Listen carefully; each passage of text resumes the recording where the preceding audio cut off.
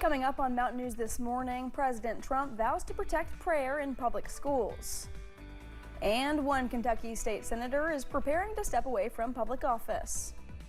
Dedicated to Eastern and Southern Kentucky, this is WYMT Mountain News this morning.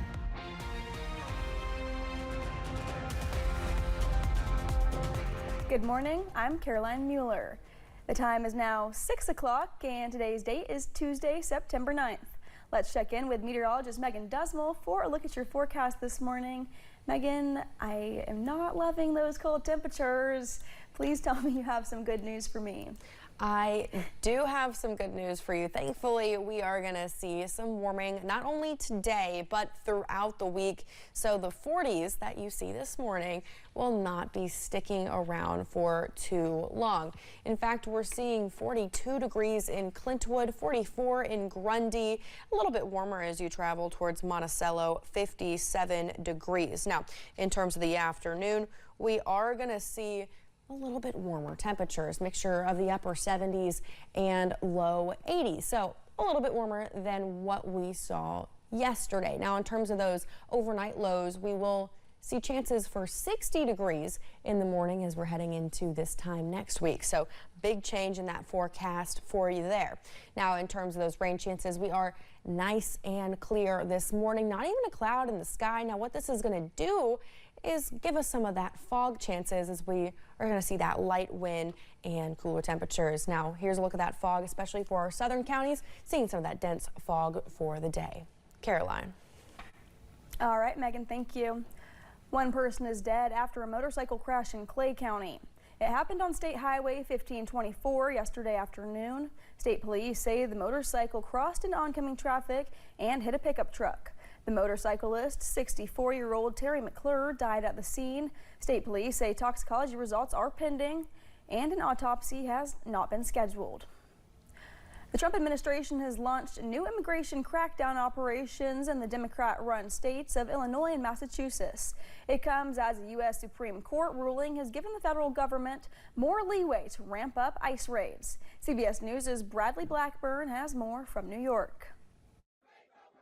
We don't need no troops over here. Protests in Chicago, where the Trump administration ratcheted up immigration enforcement in a plan it calls Operation Midway Blitz. We're bringing back law and order to our country.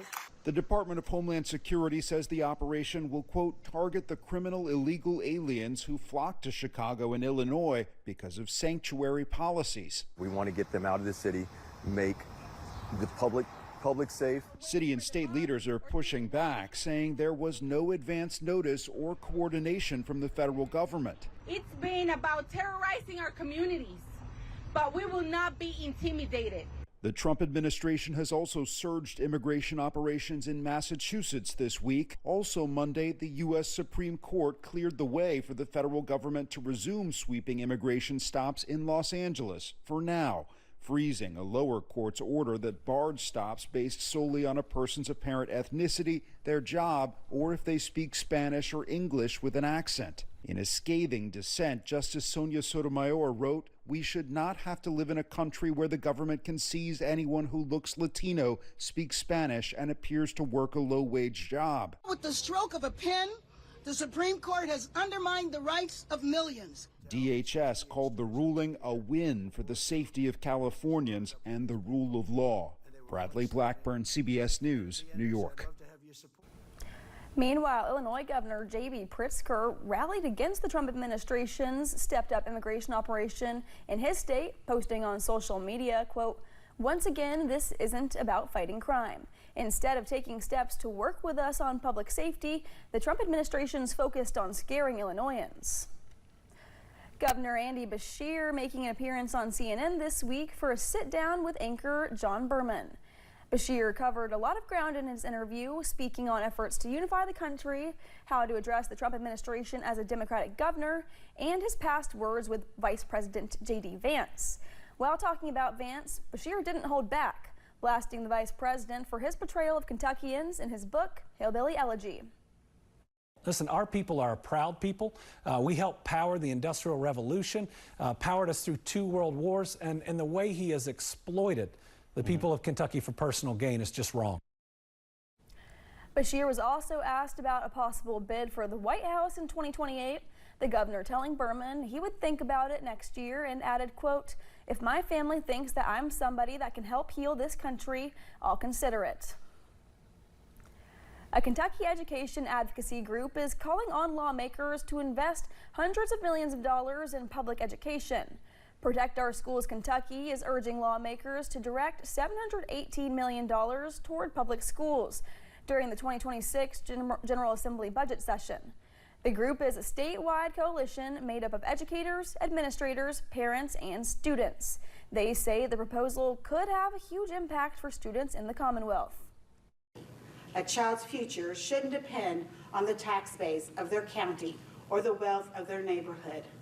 Every Kentucky student deserves the same shot at success, no matter where they live. One Kentucky superintendent says the multi-million-dollar idea could fully fund school transportation for the first time in 20 years and restore classroom resources like textbooks and technology.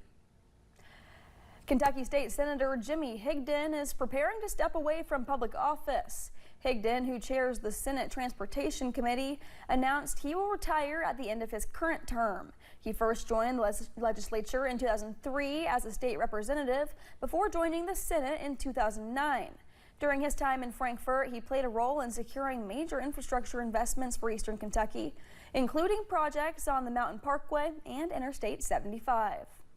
I've always believed that true leadership, you know when to go home, you know when to pass the torch. And I think that time has come. And I go out at the top of my game and, you know, spend time with family. Higdon says he plans to focus on unfinished business in his remaining months in office, but says he's ready to enjoy retirement with his wife, children, and grandchildren. About 1 in 10 households has been diagnosed, about 1 in 10 Americans has been diagnosed with a rare disease. There are nearly 10,000 rare diseases that we know about in the U.S., but only 5% have FDA-approved treatments. Drug repurposing is one way to find new cures by using drugs that are approved for something else. For example, Viagra was initially created to treat a type of chest pain. Some high blood pressure medications are being used to treat hair loss. And a long, out-of-use morning sickness drug is now used to treat types of blood cancer. The nonprofit Every Cure is using artificial intelligence to look for even more opportunities. President and co-founder Dr. David Feigenbaum says when he was diagnosed with one of these untreatable diseases more than a decade ago while in med school, he took matters into his own hands, even as he faced almost certain death. I said goodbye to my family and my friends, but then I turned into action. I started trying to find a solution for my disease. I ran experiments on my own blood samples. I discovered a drug that had been around for decades for another disease could maybe save my life. Feigenbaum suffered from a disease called Castleman.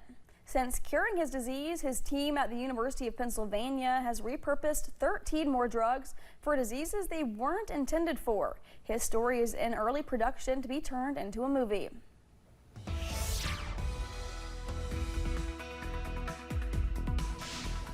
We are still picking up on some fog across eastern Kentucky, especially as you go towards that Kentucky-Tennessee border and the Kentucky-Virginia border. Harlan County is seeing some of the densest fog right now, as well as Williamsburg. Now, on top of these foggy conditions, we're looking at nice and clear skies. No chance of rain this morning, and temperatures are on the chillier side too. We're seeing a mixture of the 40s and the 50s, with afternoon high temperatures for the day in the upper 70s and low 80s. So a little bit warmer than what we saw yesterday. Now, high temperatures will be around that 4 o'clock, 5 o'clock time frame, with nice and mostly sunny skies throughout the day. Caroline. Thank you, Megan, and thank you for joining Mountain News this morning. More news is on the way. Today's Hunger Action Day. Still to come, we sat down with President and CEO of God's Food Pantry Bank.